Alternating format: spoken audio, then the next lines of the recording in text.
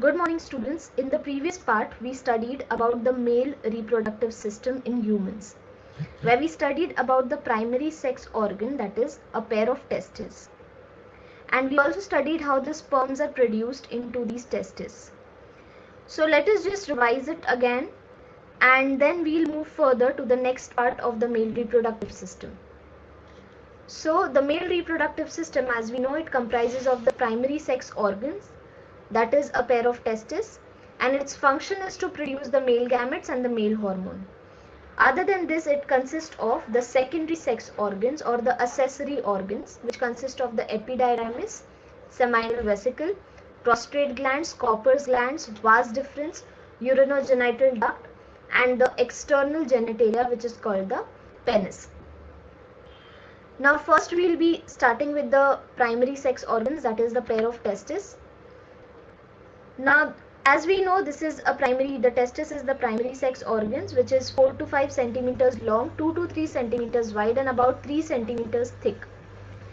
Now talking about its location, it is located outside the abdominal cavity into a scrotal sac called as the scrotum. Now these scrotal sacs, if you see over here in this picture, these two scrotal sacs are divided by a thin membranous tissue which is called the scrotal septum. Now there is a connection between the abdominal cavity and these scrotal sacs. Now what happens is, in the fetal stage, the testes are not into the scrotal sac but they are into the abdominal cavity, where they are into a canal which is known as the inguinal canal. And as the fetus develops, these testes, they just descend and then they are found to be into this scrotal sac.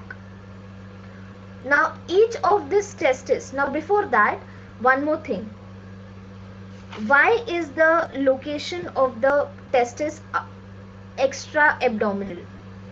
So the reason why the testes are extra abdominal is, for spermatogenesis, the temperature that is required is approximately 2 degrees below the body temperature.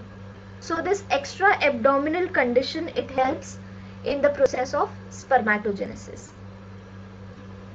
Now each of these testes, if you see this diagram, each of the testes is covered by a thick layer. If you see this layer, this brown layer over here, this thick layer which is called the tunica albuginea, and outer to this thick layer is one more protective layer which is called the tunica vaginalis.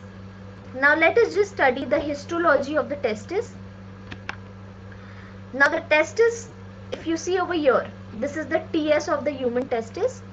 So the testis is covered by a layer which is called the tunica albuginea, and outer to this is one more layer which is called tunica vaginalis. Now the fibers of these tunica albuginea, they divide the testis into 200 to 300 testicular lobules. Now what do I mean by this? This is the tunica albuginea, and the fibers of tunica albuginea, they divide it into these lobules which are called the testicular lobules. Now each of these testicular lobules, they have 1 to 4 highly coiled seminiferous tubules. And now if you see this testis, the TS of the testis, you will see these are the seminiferous tubules. So each of these seminiferous tubules, they have a lining of cells, a cuboidal cells, which are called the spermatogonia. And the function of these spermatogonias are to produce spermatozoas. Now there are also some pyramid shaped cells over here. These pyramid shaped cells are called the Sertoli cells, and these Sertoli cells, their function is to provide nutrition to these developing sperms. And lastly, there is this bunch of cells in between two seminiferous tubules which are called the Leydig cells. These Leydig cells, they secrete the male hormones called the androgen and the testosterone. Now after this primary sex organ, let us move to the next part of the male reproductive system, that is the secondary sex organ or the accessory organs. Now there are fine ducts called as rete testis, from which the sperms are getting conducted into the next part, that is a coiled tube called epididymis. Now these are the testes. We'll just study one side of it. We'll pay attention to this one side. These testes, they are connected to these rete testes, and the rete testes are connected to the coiled structure which is called the epididymis. So the sperms which are produced into the testes from these fine ducts, they are conducted into the next coiled tube which is called the epididymis. Now it is a coiled tube of about 6 centimeters long. In this, the part of the sperms are stored and for a few hours. Now this tube, it stores the sperm for few hours, that is about 18 to 24 hours. Now in this duration of 18 to 24 hours, the sperm, they attain the physiological maturity. And now the lower part of the epididymis, that is this part, opens into a duct, and this duct is known as the vas deferens. This duct, it goes to the abdominal cavity. In the abdominal cavity, it goes till the urinary bladder. If you see, this is the urinary bladder. It goes till the urinary bladder, and there it opens into the urethra. And then the duct then continues further. It is called the urinogenital duct. This is called the urinogenital duct. Why is it called the urinogenital duct? Because this is the common passage. As you can see, the vas deferens, it opens over here. The vas deferens, it will carry the sperms. Now it opens into the urethra. This urinary bladder also opens into the urethra. So this urinogenital duct becomes the common passage for the deposition of sperm and then the passage of the urine. Now before the vas deferens opens into the urethra, it makes a swollen structure over here, this swollen structure, which is called the ampulla. And this ampulla, it gives rise to a gland which is called the seminal vesicle. If you see this yellow gland over here, these are the seminal vesicles. And now the part of the vas deferens after the seminal vesicle is known as the ejaculatory duct. And here there is one more gland called the prostrate gland. If you see over here, this gland, this is also one gland that is called the prostrate glands. Now coming back to the urinogenital duct. The urinogenital duct is going through a structure of a muscular and highly vascular structure, you can say. This muscular and highly vascular structure is called the penis. And towards the tip, it shows a little bulging or a swollen structure. This is called the glans penis, and it is also having, you can say it is covered by a loose fold of skin which is called the foreskin or the prepuce. Now this is the highly sensitive part of the penis, and it opens into a urinogenital opening. So this opening is called the urinogenital opening. So now this is how all the parts are arranged. We'll just revise it again. This is the testis which produces the sperm. Through these fine ducts, that is the rete testis, the sperms are carried or conducted to the epididymis. The epididymis is 6 centimeters long. The base of this epididymis, it opens into one more duct which is called the vas deferens. This vas deferens, it goes to the abdominal cavity, then it goes till the urinary bladder, and then it shows this swelling which is called the ampulla. This swelling, it gives rise, or the ampulla, it gives rise to a gland which is called the seminal vesicle. And then this seminal vesicle, further when the vas deferens is descending after the seminal vesicle, it is called the ejaculatory duct. Now there is one more gland over here present which is called the prostrate gland. Now this urinogenital duct, it is covered by this muscular and highly vascular mass which is called the penis, and this penis has a bulging or a swollen structure at the tip which is called the glans penis, and a loose fold of skin which is called the foreskin or the prepuce.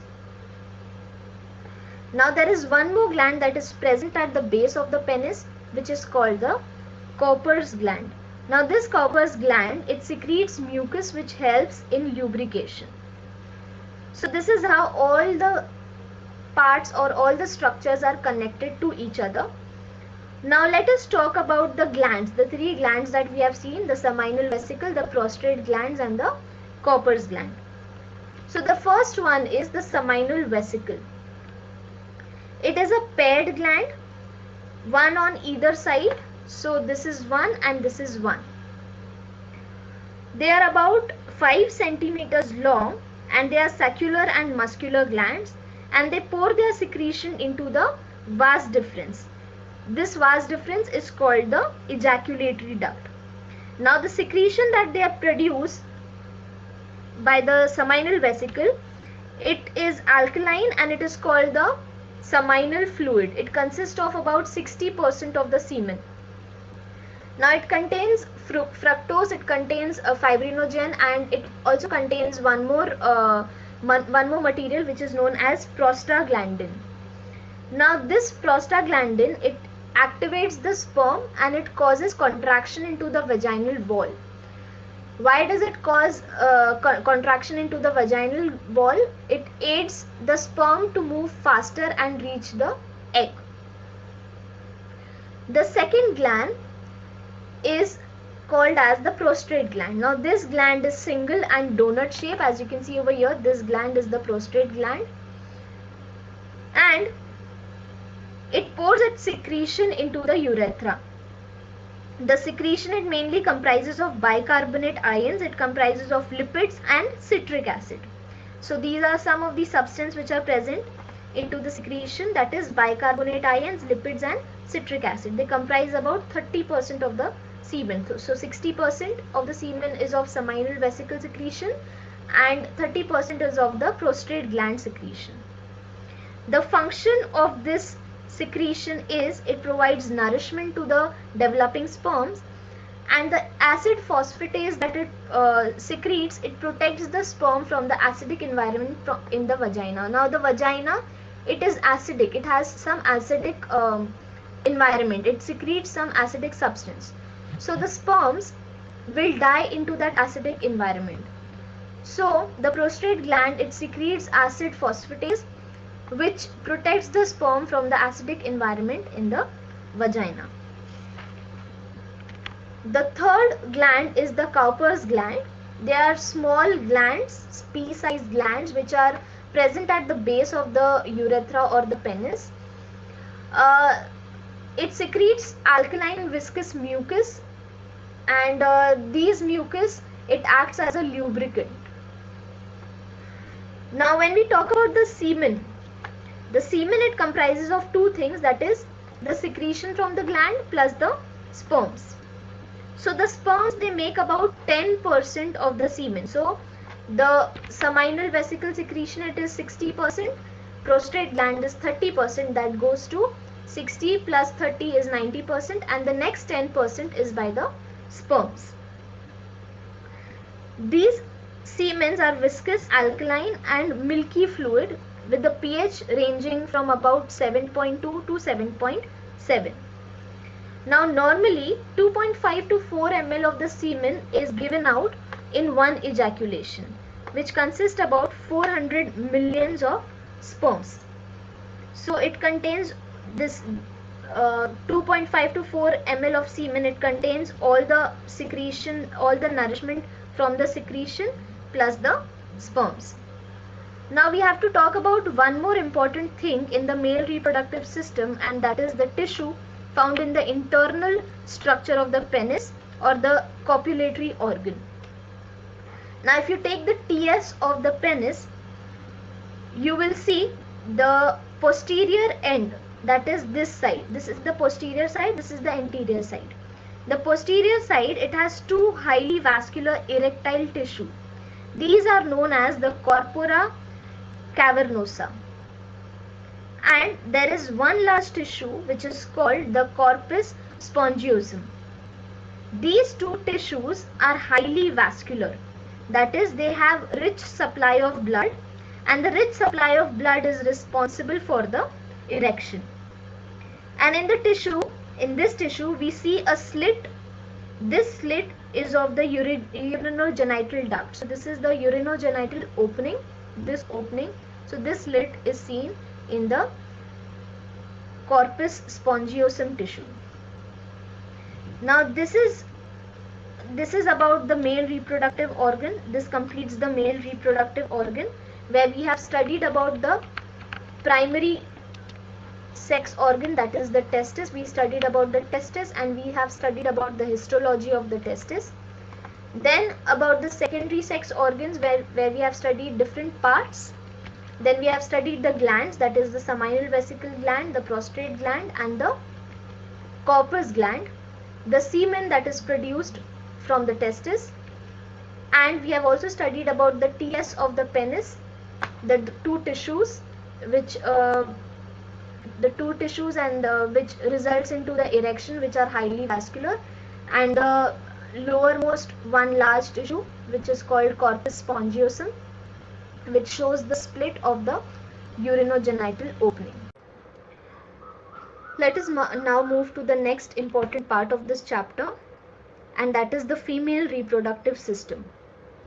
Let us study about the different parts of the female reproductive system.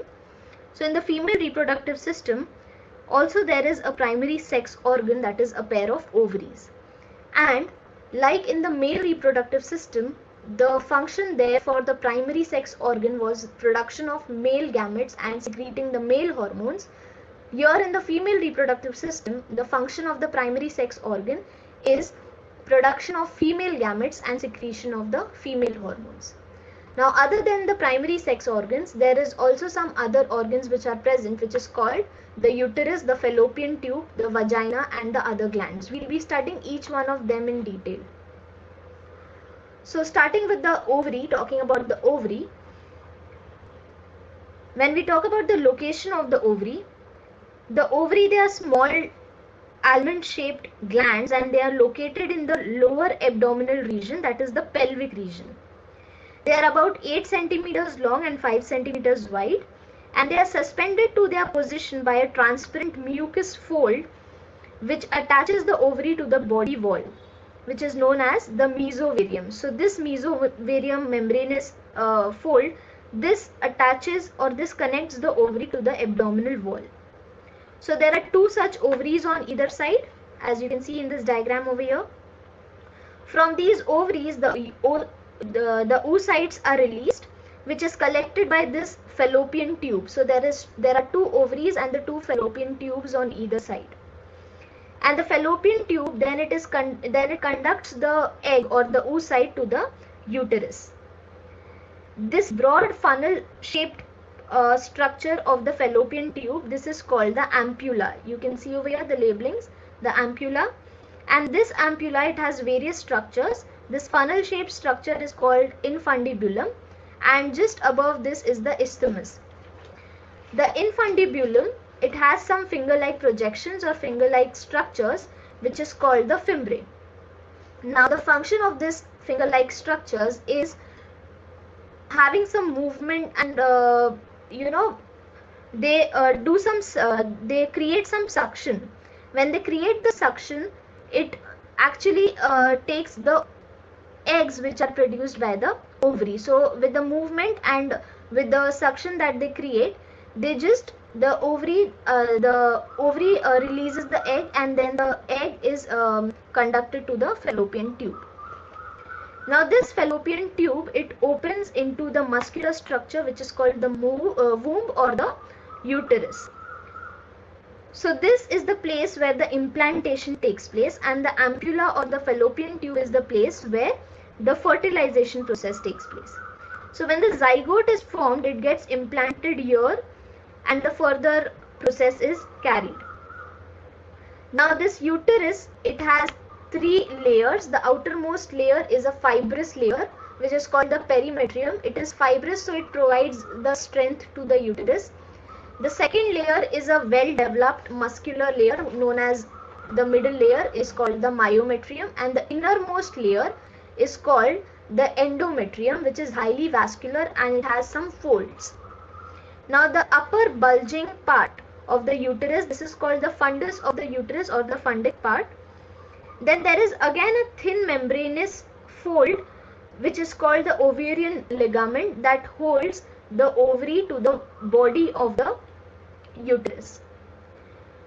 Now the above bulging part is called the fundus of the uterus and the lower part is called the body of the uterus. This body of the uterus, it opens into a narrow structure which is called the cervix. This structure is called the cervix, and the cervix it again opens into the opening into a structure which is called the vagina, and this vagina open into a narrow structure which is called the vulva. And the vulva, which is the narrow structure, it is not being labeled and it is not shown over here, but below this there is one more narrow structure which is called the vulva, and this vulva is covered by a thin membranous structure which is called the hymen. So this vagina it acts as a birth canal as well as it is a place where the sperms are deposited. So this is the overall arrangement of the parts in the female reproductive system. Now in the next part we will be taking up, or we will be learning about different parts. We will be taking up all these different structures individually, and we will be learning about them in detail.